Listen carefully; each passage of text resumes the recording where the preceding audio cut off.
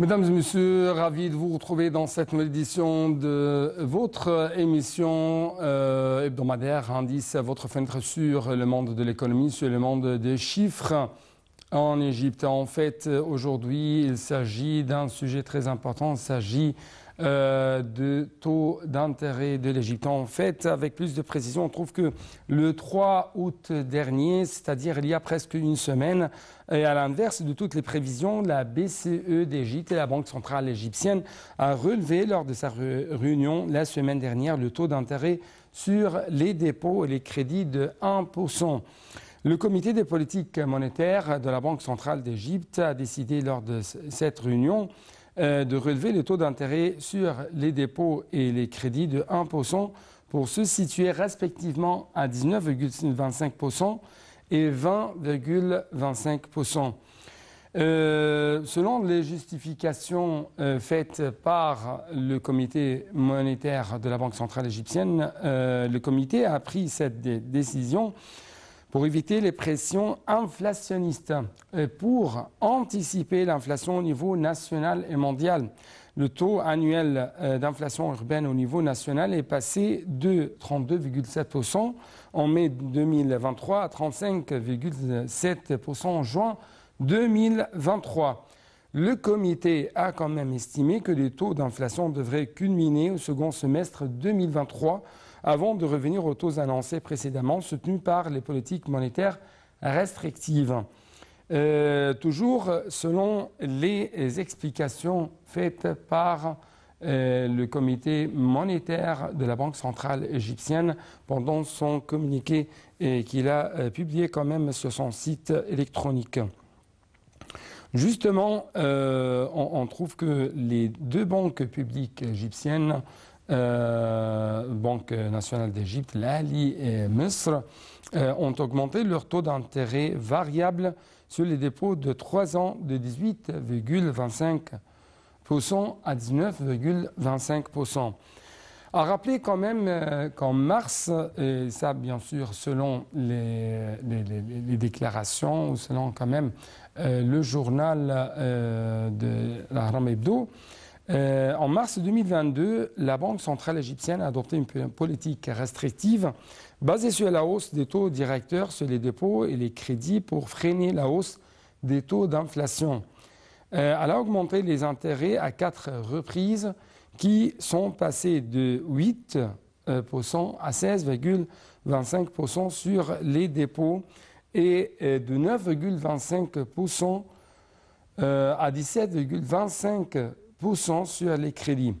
Cette année, c'est-à-dire 2023, la Banque centrale égyptienne a augmenté ses taux directeurs une seule fois en mars dernier de 2%, passant ainsi à 18,25% et 19,75%.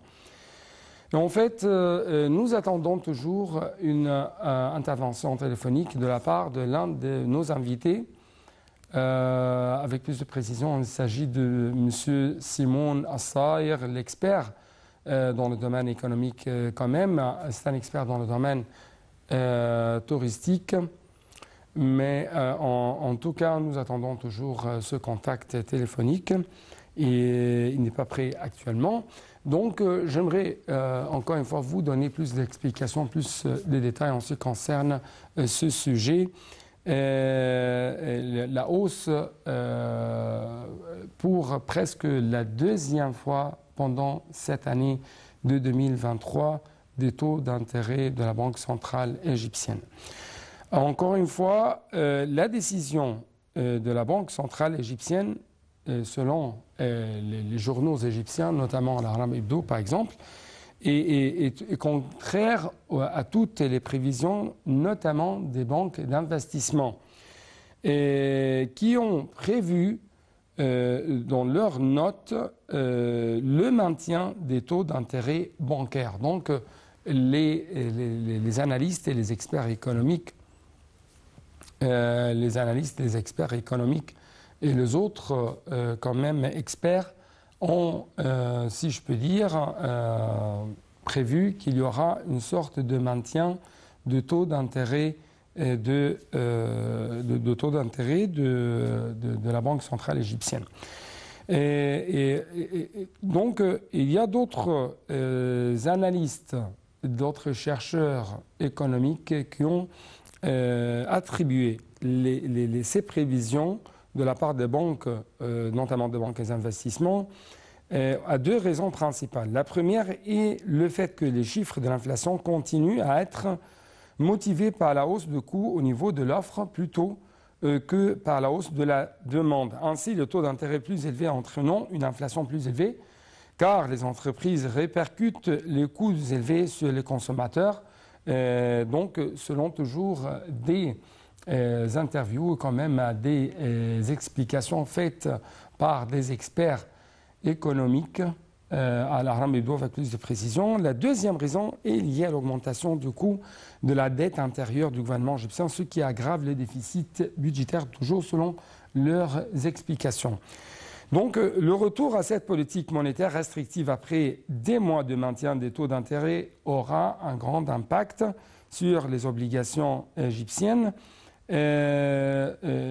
Par exemple, on trouve que selon toujours des sites spécialisés dans le domaine économique et monétaire, le rendement supplémentaire requis par les investisseurs pour acheter des obligations souveraines égyptiennes au lieu des bons de trésor américains diminué de 3 points de base. De même, les obligations égyptiennes libellées en dollars ont augmenté sur les marchés émergents après cette décision, entre guillemets, imprévisible. Donc, au cours de cette édition, on va poser quelques questions en ce qui concerne quel est l'impact prévu de la hausse de ces taux d'intérêt sur le marché, sur les prix des denrées alimentaires avec plus de précision, sur la livre égyptienne, sur le taux d'inflation. Est-ce que vraiment la hausse des taux d'intérêt va arriver à, si je peux dire, sécher le marché de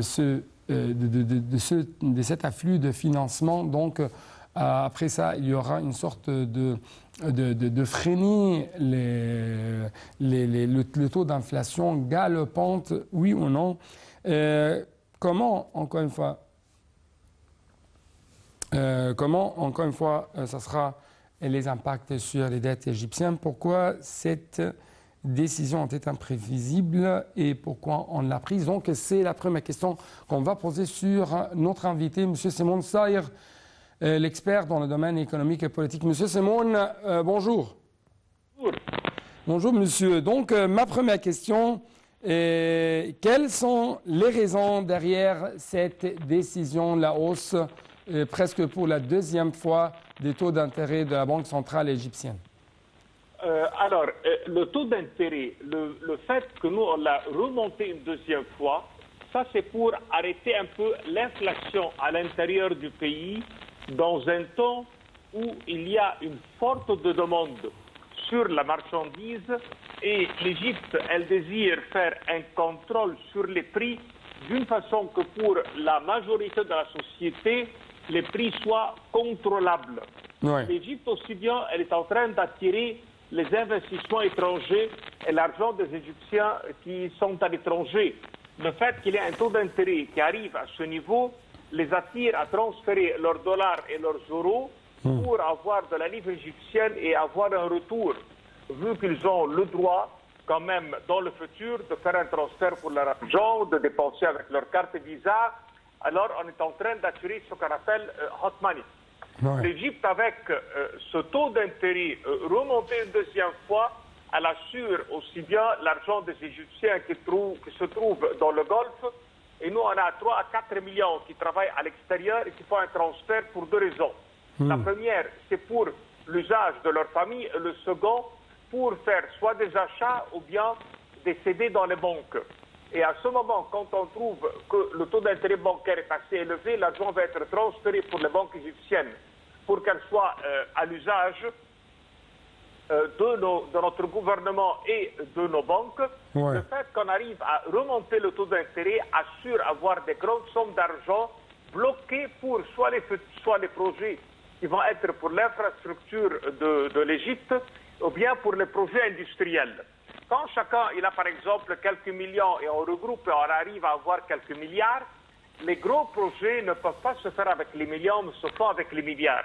Et ça, c'est le rôle de l'État de faire cette avance, de remonter le taux d'intérêt, regrouper des grandes sommes d'argent, faire de grands projets qui vont employer des milliers de personnes et qui vont faire une dépense dans le domaine du bâtiment et dans le domaine industriel. Et dans tous les cas, tous ces projets rapportent de nouveau des taxes pour l'État. Et entre ceux qui travaillent et ceux qui font le projet, aussi bien le retour des projets même. Donc j'aimerais avoir une sorte d'éclaircissement sur ce point. Et donc la Banque centrale égyptienne applique une politique monétaire restrictive mais intelligente, c'est-à-dire il y a toujours des privilèges donnés aux investisseurs dans le domaine agricole et industriel, selon votre point de vue. Exactement, et ça c'est d'une importance vraiment très importante, car regardons aujourd'hui la guerre qui se trouve entre l'Ukraine et la Russie. Elle va avoir un impact l'année prochaine sur le prix de la viande, car à travers l'Ukraine, et nous, non pas seulement que nous on avait le blé pour faire la farine du blé, mais aussi bien la nourriture des animaux, les graines. Alors aujourd'hui, s'il y a un blocage de la part des Russes pour ce transfert, il faut qu'il y ait de l'argent à l'intérieur du pays pour avoir une grande production agricole et industrielle et compenser le manque de l'année prochaine. L'année 2024, on ne peut pas la prédire dans un monde... Donc ce que vous expliquez actuellement, c'est l'une des raisons qui ont poussé la Banque centrale égyptienne à prendre cette décision. Exactement, c'est que l'Égypte a une vision et à travers cette vision, elle décide une stratégie et une politique. Et les autres pays ne font pas pareil. Et de là que nous, on verra l'année prochaine des pays en souffrance, mais l'Égypte pourrait traverser par les projets qu'elle est en train de réaliser pour les domaines de l'électricité, les domaines agricoles et le domaine industriel. L'Égypte, elle avait pris une décision de se diriger vers l'autosuffisance. Et quand on dit autosuffisance, ça ne veut pas dire à 100% on a besoin de personne. Mais non, il y a toujours un surplus de notre expertise et un besoin d'une expertise des autres. Mais le fait que nous sommes en train de remonter la production locale, ça remonte le taux de devise à l'intérieur du pays et ça diminue le taux de dépenses vers l'extérieur et ça donne une confirmation, une sécurité à l'État, surtout que nous on parle d'une population galopante avec un taux de naissance très élevé, et de là que l'Égypte elle doit répondre aux besoins de l'État, aux besoins du peuple, par une grande production qui répond à ce taux. Donc, en ce qui concerne les denrées alimentaires et les marchés, à travers votre point de vue et à travers quand même cette politique appliquée par cette politique monétaire restrictive mais intelligente, quel sera l'impact de cette hausse sur le marché, sur l'inflation quand même? Alors aujourd'hui, l'Égypte a eu un taux d'inflation très élevé dû à la dévaluation de la monnaie. Mais les gens ne se sont pas rendus compte que la dévaluation de la monnaie, elle est très bénéfique pour attirer les devises étrangères, augmenter l'industrie, attirer les Chinois à faire des usines vers le canal du Suez, attirer les Russes pour en faire des projets comme le projet de l'électricité à El Daba, attirer l'Europe pour construire un centre d'exportation pour l'Afrique et un remplacement à une main-d'œuvre assez chère qui se trouve chez eux. Le fait que l'argent s'est dévalué, elle a été un point positif pour attirer les investissements extérieurs, attirer l'industrie, attirer les experts pour faire des travaux à l'intérieur qui vont remonter la population par les emplois, par l'exportation. Et de là que le taux d'inflation intérieure qui est dû à la dévaluation de la monnaie n'a pas une importance vu qu'il va y avoir une égalité dans l'année prochaine. Et on ne s'attend pas du tout à une dévaluation qui atteint le taux d'intérêt bancaire. Si le taux d'intérêt bancaire est à 20%, probablement que le taux de la dévaluation ou de l'inflation ne va pas dépasser la moitié de cela. Et ça va être bénéfique à l'ensemble de la population, que ce soit ceux qui rentrent dans le marché du travail. Donc la hausse, ou cette deuxième hausse de taux d'intérêt pendant 2023, quels seront ses impacts sur le taux de change de la livre égyptienne face au dollar, par exemple? Alors, c'est sûr et certain qu'il va y avoir une dévaluation. Ça, c'est quelque chose qui va se faire automatiquement, car on ne peut pas comparer un continent comme l'Europe qui ne donne même pas 1% avec un État qui donne 20%. C'est sûr qu'il doit y avoir une sorte de dévaluation, mais cela, il va y avoir quand même un autre impact attirant pour les devises européennes, la devise étrangère, pour qu'elle arrive et qu'elle se place sur le marché local pour une production chez nous. Ça veut dire que c'est un calcul que l'Égypte a réalisé dans un moment où c'était nécessaire. L'Égypte n'a jamais fait cette pratique annuellement. Non, c'est quelque chose qui se fait à intervalles de temps, quand c'est une nécessité et avec un bénéfice à la population et à l'État. Tout ça, c'est un calcul économique, financier, et il n'est pas fait au hasard. Donc, dernière question, toujours en ce qui concerne la dévaluation des livres égyptiennes et les taux très hauts, ou la hausse des taux des revenus du tourisme. Est-ce que ça va, si je peux dire, retarder ou annuler une sorte de dévaluation dans la prochaine période? Alors, pour la prochaine période, nous, on s'attend à un tourisme encore plus élevé qu'avant, car il y a une partie dans les frais du dossier qui n'ont pas remonté. Par exemple, l'Égypte a augmenté les salaires dans une moyenne de 20%, mais la dévaluation, elle a été au-delà de ça. Ce qui diminue le prix pour les gens qui viennent de l'extérieur envers l'Égypte, et on s'attend qu'on atteint 14 millions cette année, et on s'attend à l'année prochaine qu'on les dépasse, vu qu'on devient très compétent par rapport aux pays du nord de l'Afrique concernant les plages, et on est un pays unique concernant les croisières. Si on a aujourd'hui 80 bateaux qui travaillent sur 60 bateaux présents, nous on s'attend pour la prochaine saison que les 300 vont fonctionner, ce qui va encore remonter le niveau de devises qui rentre à travers le tourisme, vu à la dévaluation de là qu'elle devient très bénéfique. Et n'oublions jamais que le tourisme se paye en devises comme le dollar et l'euro, et ça rentre à travers le gouvernement. Les hôtels qui reçoivent leur devises, 70% est transféré d'une façon automatique à l'intérieur des banques égyptiennes. Notre invité de marque, M. Simon Saïr, l'expert dans le domaine économique et dans le domaine du tourisme. Merci beaucoup pour de telles explications de votre part. Donc avec ça, nous arrivons à la fin de cette édition. J'espère que vous avez bien profité de tels éclaircissements révélés par M. Simon Saïr. Il ne me reste que vous dire merci et au revoir.